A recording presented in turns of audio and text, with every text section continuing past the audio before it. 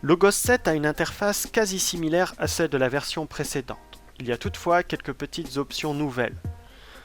Ainsi, lorsqu'autrefois, par exemple, vous souhaitiez ouvrir votre Nestlé Aland, le texte grec du Nouveau Testament, en parallèle avec celui de la TOB, il fallait ouvrir les deux ressources, puis créer un lien paramétré entre les deux.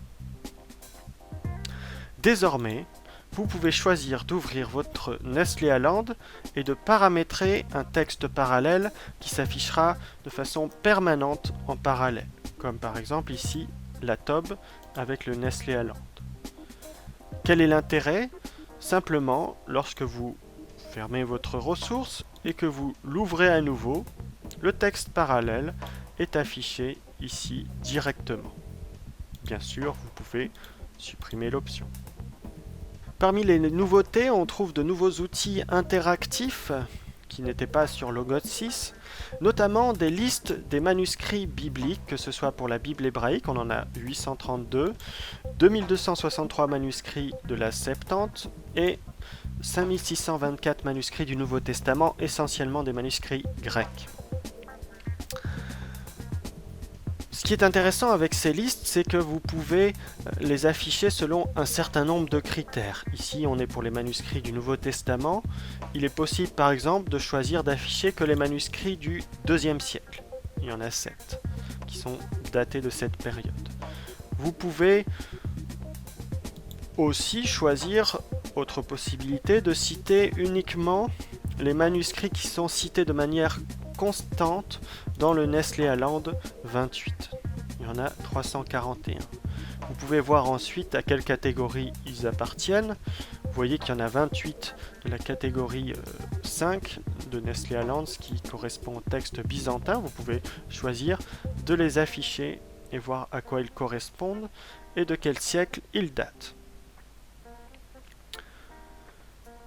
Lorsque vous cliquez sur un manuscrit, par exemple ici le P73, vous pouvez voir où il est stocké, quel est son contenu exact, et si les images sont disponibles en ligne, vous avez un lien ici. Lorsque vous cliquez dessus, vous obtenez directement la bonne page avec les images du manuscrit en question. Vous avez aussi un certain nombre d'outils interactifs qui permettent de visualiser les références bibliques en lien avec un thème donné. Par exemple ici, une liste des noms de Dieu. Ici, une liste des fêtes ou sacrifices qui sont mentionnés dans la Bible. Ici, une liste des paroles adressées à Dieu, donc tout ce qui est autour de la prière, de la louange. Et aussi ici, une liste des miracles de la Bible. Vous pouvez afficher ces miracles selon le livre biblique, par type de miracle, guérison, miracle de nature, exorcisme, selon l'agent du miracle, celui qui effectue le miracle, selon le patient, etc. Ce qui est intéressant, c'est qu'il est possible d'afficher d'autres critères. Par exemple, ici, on va s'intéresser au miracle effectué par Jésus.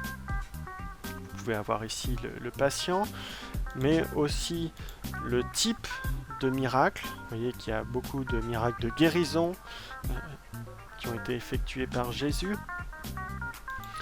Ou aussi, en fonction du livre biblique, vous voyez qu'il y a plus de récits de miracles dans les évangiles synoptiques, Matthieu, Marc, Luc, que dans l'évangile de Jean. Un des nouveaux outils sur Logos 7, c'est la possibilité d'explorer les allusions, citations, références à l'Ancien Testament au sein du Nouveau Testament. Imaginons par exemple qu'on s'intéresse aux citations. On va pouvoir ensuite préciser quel type de citation ou quel livre cité nous souhaitons explorer. Disons que par exemple on s'intéresse aux citations d'Ésaïe. Et on peut même préciser qu'on s'intéresse aux citations d'Ésaïe, disons, dans l'évangile de Luc. Sachez que toutes les données qui sont ici dans cet outil sont présentes également en arrière-plan du texte du Nouveau Testament.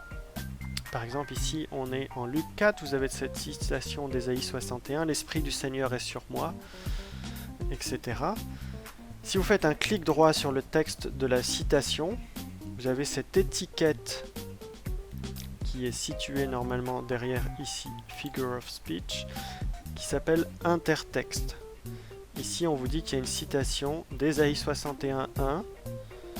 Et si je clique sur cette étiquette et que je lance une recherche correspondante à cette étiquette dans cette ressource, on me trouvera toutes les citations d'Ésaïe 61:1 dans le Nouveau Testament grec. Il n'y en a pas d'autres, apparemment. Mais si je veux toutes les citations d'Ésaïe 61, le chapitre entier, voilà, je trouve le verset suivant.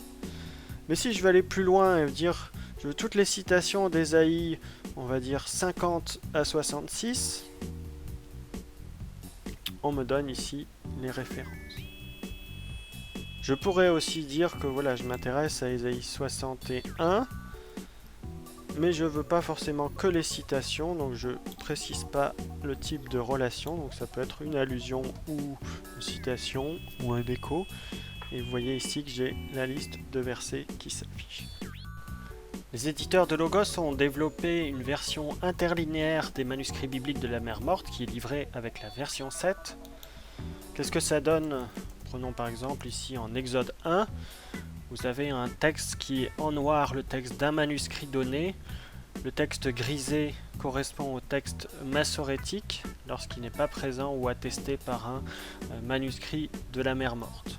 Pour y voir plus clair, vous pouvez ajouter en parallèle une traduction anglaise mot à mot, ou ce qui est surtout utile, c'est de voir à quel manuscrit correspond le terme ici. Vous voyez qu'ici on commence avec le 4Q Paléo Genèse Exode, et puis un peu plus loin on sera avec 4Q Exode B. Lorsqu'il y a une petite astérisque comme ici par exemple, si vous cliquez dessus on vous indique les variantes. C'est qu'il y a une variante lorsqu'il y a une astérisque. On vous dit que par exemple ici Yaakov un Vav, en 4Q Exode B, alors que dans le texte massorétique il n'y en a pas. C'est la même chose lorsqu'il y a des variantes entre deux manuscrits de la Mer Morte. Elles sont indiquées via cette petite astérisque. Autre nouveauté de la version 7, c'est l'apparition d'une Vulgate clémentine interlinéaire, c'est-à-dire que le texte latin est relié au texte hébreu du texte massorétique pour l'Ancien Testament et pour le Nouveau Testament au texte grec, le texte du SBL Greek New Testament. À quoi cela sert-il? Essentiellement à faire des recherches croisées pour voir comment la Vulgate traduit le texte hébreu ou grec et vice-versa. Par exemple, ici, en Jean 15:13, on a ce verset bien connu, « Il n'y a pas de plus grand amour que de donner sa vie pour ses amis ». Ici, le terme « agapé », amour, en grec, est traduit par le terme « dilectio », « dilectionem » lorsqu'il est décliné. Imaginons qu'on se dise, tiens, on veut voir tous les termes que traduit ce terme dilectio, que ce soit en grec ou en hébreu. Alors pour cela, on va lancer une recherche et on va utiliser le mode analyse pour analyser les résultats. Ici, j'ai sélectionné les résultats par lemme hébreu. Donc on voit que la plupart du temps, c'est les mots de la racine Ahav. Donc ça, c'est l'Ancien Testament. Si je veux voir les mots que Dilectio traduit dans le Nouveau Testament, je vais chercher le lemme grec et vous verrez que ici c'est essentiellement agapé qu'il traduit ou agapésis. Inversement, j'aimerais m'intéresser à la manière dont agapé est traduit par la Vulgate. Pour cela, je vais faire une recherche soit du lemme agapé, ou mieux, je vais m'intéresser à la traduction de tous les mots de la racine agapé, agapao, et pour cela, je vais rechercher cette racine dans la Vulgate. On peut ainsi voir quels mots dans la Vulgate clémentine traduisent les mots de la racine agapao, agapé, agapetos, etc. dans le Nouveau Testament. Vous voyez que c'est 201 fois le verbe diligo qui est utilisé, mais aussi on a le nom caritas, dilectus, carus, dilectio, amo, misereor, etc. Ce qui fait la véritable valeur de Logos 7, c'est les nouvelles métadonnées qui sont codées en arrière-plan du texte biblique. Qu'est-ce que cela veut dire? Par exemple, ici en Matthieu 5,14, cette affirmation bien connue, « Vous êtes la lumière du monde », c'est Jésus qui parle. Si on fait un clic droit sur le terme « fausse », qu'on traduit généralement par « lumière », on a ici dans la colonne de droite toutes les informations qui sont codées en arrière-plan du texte. Vous voyez qu'elles sont très nombreuses. Si vous voulez une manière plus simple de consulter ces informations, vous pouvez cliquer ici sur « Afficher l'information ». Je vous les donne ici de manière un peu plus lisible. Parmi ces informations, on va vous indiquer notamment qu'ici on a un langage figuré, que c'est une métaphore qui utilise le langage de la lumière, fausse lumière, pour parler des croyants, believers. On nous dit aussi que c'est Jésus qui est, non pas le haut-parleur, mais l'orateur, speaker, du texte, et qu'il s'adresse à la foule lors du sermon sur la montagne. Enfin, on va nous dire ici en bas ce qui est défini comme un speech act, ou une intention de langage, qu'il s'agit d'une phrase informative qui fait une déclaration. Et si on ne comprend pas bien ces termes, on peut ouvrir toujours la documentation. Imaginons qu'on souhaite rechercher tous les autres versets où Jésus parle en utilisant le langage figuré de la lumière dans une phrase de type affirmation. Pour cela, on va utiliser le clic droit, chercher une recherche de light de manière figurée. Ensuite, on va limiter la recherche aux paroles de Jésus, donc speaker, person, Jesus.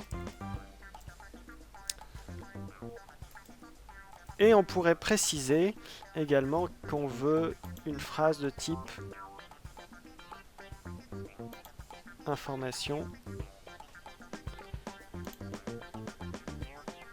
Et pour savoir comment bien taper la recherche, voilà, je fais une recherche avec un clic droit, puis ensuite je vais l'ajouter. Je vais copier et je vais l'ajouter ici à ma recherche globale. Donc je vais rechercher seulement parmi ce type de phrase là. Je lance ma recherche. Et vous voyez qu'ici on a par exemple Matthieu 6, 22, c'est Jésus qui parle, la lampe du corps c'est l'œil, si donc ton œil est saint, ton corps tout entier sera dans la lumière. Ici on a le mot lumière, la terminologie de la lumière employée de manière figurée dans une parole de Jésus, dans une phrase déclarative. Ceci n'est qu'un petit aperçu des possibilités de recherche qui s'ouvrent avec les nouvelles métadonnées incluses dans Logos 7. Pour une liste plus complète, je vous renvoie à l'article de mon site internet qui présente les nouveautés de Logos 7.